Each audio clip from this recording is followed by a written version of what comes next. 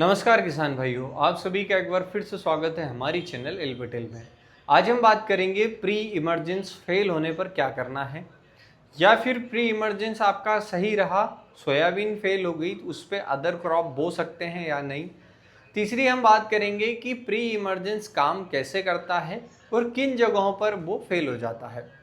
Pre emergence का मतलब होता है कि सोयाबीन के उगने से पहले डाले जाने वाले खरपतवार नाशक। काफ़ी किसान भाई जो है वो खरपतवार नाशक पहले ही डाल देते हैं ताकि बाद में हमें समस्या नहीं पड़े जो भी खरपतवार नाशक है उनके डालने की, और हमारी सोयाबीन के ऊपर झटका नहीं लगे।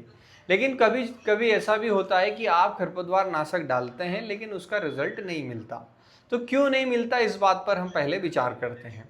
जैसे कि प्री इमरजेंस में मार्क, जिसमें डाइक्लोसुलम आता है, अथॉरिटी नेक्स्ट नाम से भी जानते हैं, या फिर आप उसे नाम से जानते हैं मैक्स, और भी नाम आते हैं जिसके तहत प्री इमरजेंस आता है। आजकल एक मार्क प्लस नाम से भी आया है।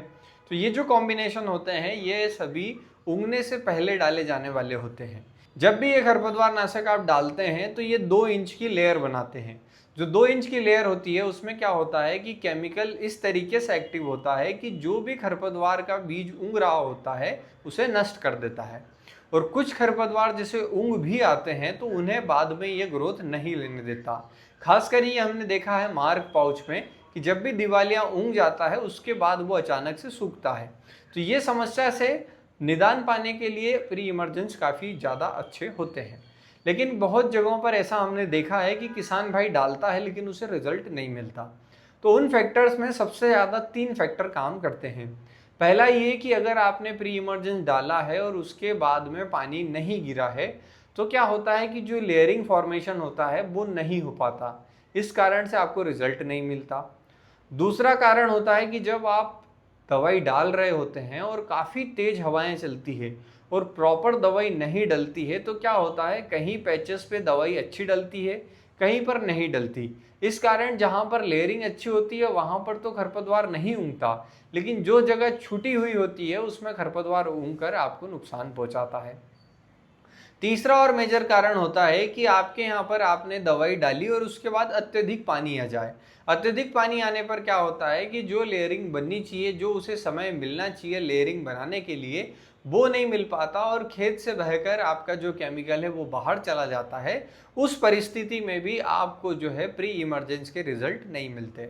अब काफ़ी किसान भाई है जिन्होंने मुझे ये भी कमेंट किया है कि हमने प्री इमरजेंस डाला था और उसके बाद हमारी सोयाबीन नहीं उगी है, तो इसके बाद हमें क्या करना है।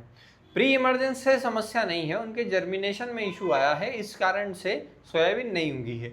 उस अवस्था में आपको क्या करना है, अगर आपको सोयाबीन बोना है तो आप बो सकते हैं, उसमें कोई दिक्कत नहीं है। लेकिन अगर आपको मक्का या फिर मूंग बोना है या फिर उड़द बोनी है तो आपको लेयरिंग को तोड़ना पड़ेगा। जैसे कि मैंने शुरुआत में आपको बताया था कि 2 इंच की जो लेयर बनती है उसको आपको बखर के, कल्टीवेटर करके या पाटा लगा के तोड़ना पड़ेगा। जब आप उसे तोड़ेंगे और उस पर एक बार धूप लगने देंगे, उसी के बाद आप दूसरी फसल बोएंगे तो वो उग पाएगी। नहीं तो जो प्री इमरजेंस आपने डाला है सोयाबीन की सेफ्टी के लिए, वो ये सोचेगा कि ये एक खरपतवार है जो दूसरी फसल आपने बोई है वो, और उसे वो उगने नहीं देगा। अगर उंग भी आती है तो प्रॉपर चलने नहीं देगा। इस तरीके से जो है प्री इमरजेंस आपको, अगर आपने खरपतवार नाशक के तौर पे डाली और दूसरी फसल लगाने का प्लान कर रहे हैं तो नुकसान पहुंचाता है। तो आज की जो वीडियो है उसमें हमने बात करी कि प्री इमरजेंस कैसे रिजल्ट देता है, साथ ही किन कारणों से वो रिजल्ट नहीं दे पाता है, और जिन किसान भाइयों ने प्री इमरजेंस डाल रखा था उन्हें किस प्रकार से उससे बचाव करना है। तो यही सब कुछ है आज की इस वीडियो में। आपको वीडियो कैसी लगी कमेंट करके ज़रूर बताएं और चैनल को सब्सक्राइब करना ना भूलें। धन्यवाद।